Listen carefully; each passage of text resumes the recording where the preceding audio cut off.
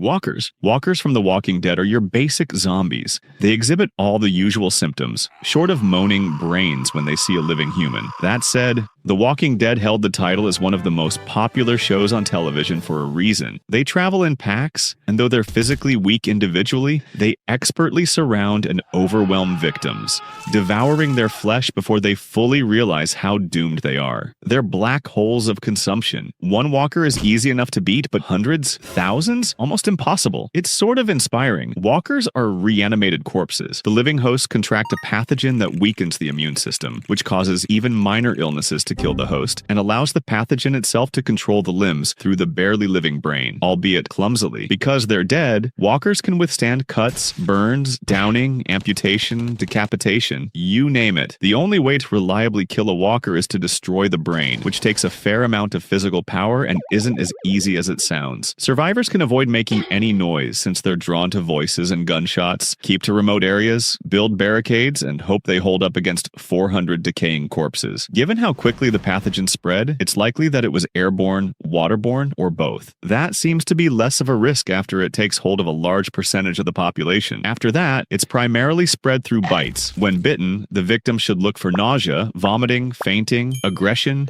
dehydration, and missing pieces of scalp. Now that I think about it, it sounds pretty similar to a hangover. Marvel zombies. Zombies from the Marvel universe aren't known for their durability and, as usual, are practically mindless. Strangely though, they retain their muscle memory from their uninfected lives. A forklift operator is, confirmed, still licensed after zombification. One zombie, no spoilers here, has shown grief over the loss of a loved one. They're also able to coordinate on some basic level, working as a team in a few instances. They have a few unique weaknesses, most notably Vision's Mind Stone and Vibranium. If their hunger is appeased, they can maintain some degree of sentience and lucidity. They do decay, so some Marvel zombies walk around with exposed rib cages or missing limbs. Marvel zombies are infected with the quantum virus, which originated in the quantum realm. It transmits rapidly among humans through saliva. It can only infect a victim if a zombie breaks skin, not unlike a bite from a rabid raccoon. All living beings can contract the virus except ants. For some reason, it does destroy a large percentage of the brain despite the creature's ability to retain some memory and skill, but they're more aggressive and very, very hungry. Resident Evil. T-virus zombies are humanoid creatures infected with a dangerous bioweapon developed by the Umbrella Corporation. They have a thick white mucus covering their eyes, giving them a white and vacant appearance, and are most often emaciated and decaying. They vary in size depending on the individual's hormonal reaction to the infection, resulting in tall, gangly, relentless creatures. These zombies are similar to walkers in most ways. They're slow, dead, have an insatiable hunger for human flesh, and spread the virus through biting victims. T-virus zombies, however, have suffered necrosis of the brain's hippocampus. This means that all semblance of normal functioning and memory have been stripped away, leaving no trace whatsoever of the person who once inhabited the body. They can grunt or moan, lunge, open doors, and play dead by lying on the ground until some unlucky human walks by. Some strains of the virus create a mutation in the host after it sustains significant damage, creating a lethal monster with new abilities. The two known mutation types are Crimson Heads and Lickers, which are as unpleasant as they sound. Crimson Heads are larger, stronger, bright red, extremely aggressive, and hard to kill. Lickers navigate by sound and harshly cut their victims with their long, sharp tongues. Despite their many physical disadvantages, the greatest strength of T-virus zombies, like many varieties, is in numbers and stamina. They don't feel pain and can withstand several gunshot wounds before finally falling. They also can easily overwhelm their target. Some zombies have an abundance of rancid stomach acid that they purge onto their victims. The only ways to destroy them are decapitation, brain destruction, or fire. Train to Busan. Zombies from Train to Busan are a lot like any standard zombie. They're undead. They bite victims. They're infected with a virus and they've lost all humanity. However, these are especially lethal because they can run. They're quick, agile, and move in a pack. There also is no evidence that they eat their victims. Their only imperative is to spread the virus to other uninfected humans as quickly as possible. The virus is implied to have originated in a South Korean lab and, by accident on the bioengineer's part, contaminated the natural water features in the same area.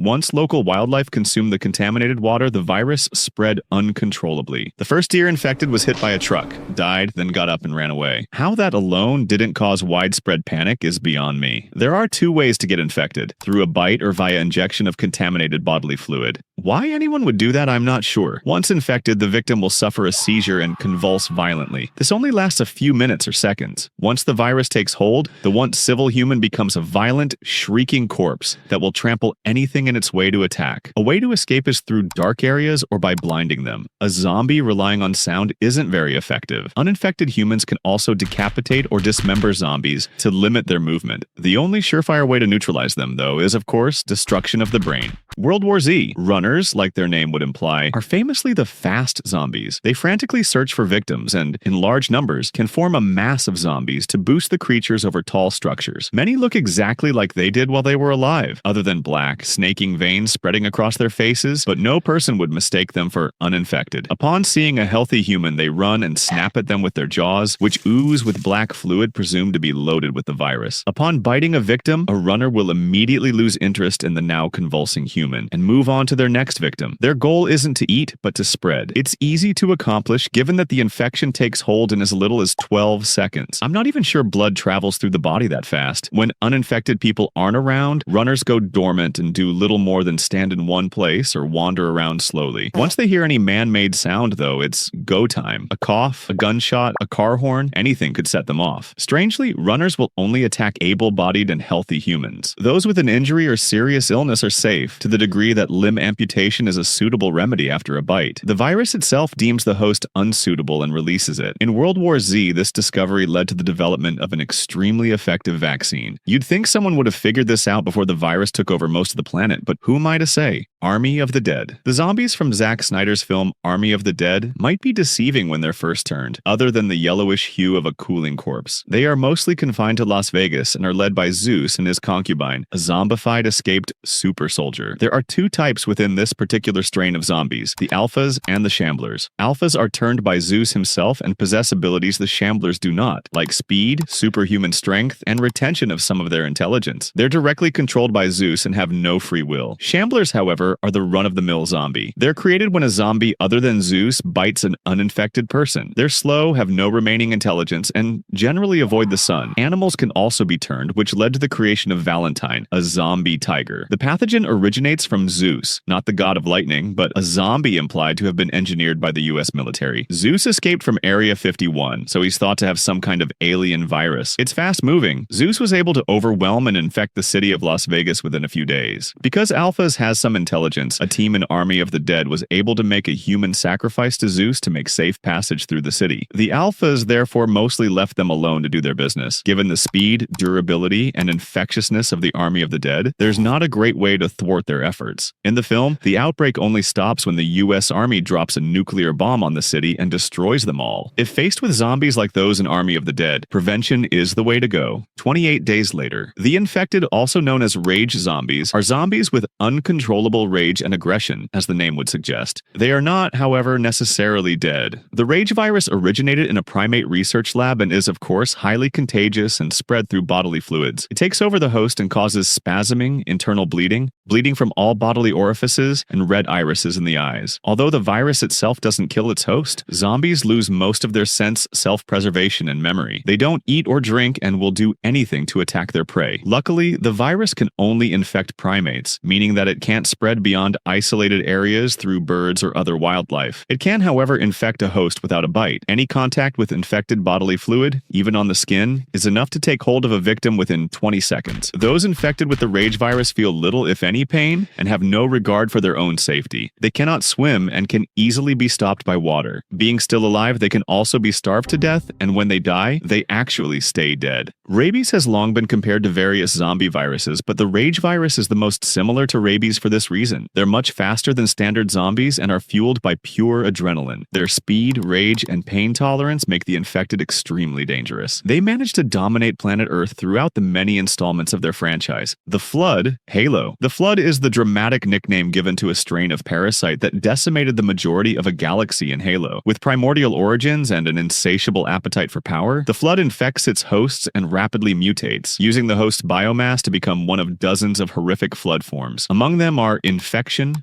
pure, carrier, and combat forms, each with their own purposes and physical characteristics. Depending on the type, flood forms are sickly hues of various colors and vary greatly in size. All flood forms, regardless of type, are ugly globs of fleshy mass, thrashing at victims with unbridled brutality. The flood acts as a hive mind that incorporates the skills and memories of intelligent hosts into the shared consciousness until it reaches grave mind status, which allows the flood to command itself strategically and become self-aware. This is how the flood reaches other planets. When it incorporates the memories of a space-exploring species, it understands how to fly spacecraft and invade other areas of the galaxy. Before becoming a grave mind, the flood is in its feral stage, and therefore not coordinating galaxy-wide or operating with a high level of intelligence yet. One lethal key difference between the flood and other zombie forms is its ability to infect opponents living or dead belonging to myriad species. In the beginning of an outbreak, flood spores will infect an unsuspecting sentient creature and turn them into a combat form, which helps infect more victims exponentially. After the initial infection, new hosts are assimilated by pod infectors that analyze the victim's cells and break them down into basic biomatter to be absorbed by an existing flood form, resulting in a filthy amalgamation of walking flesh. The only countermeasures realistically available are avoidance and prevention. An initiation of a flood outbreak is most likely apocalyptic at best. Thanks for watching. Don't forget to like and subscribe. Hopefully now we're all better prepared for the zombie apocalypse. What's your perfect survival strategy? Let us know in the comments below.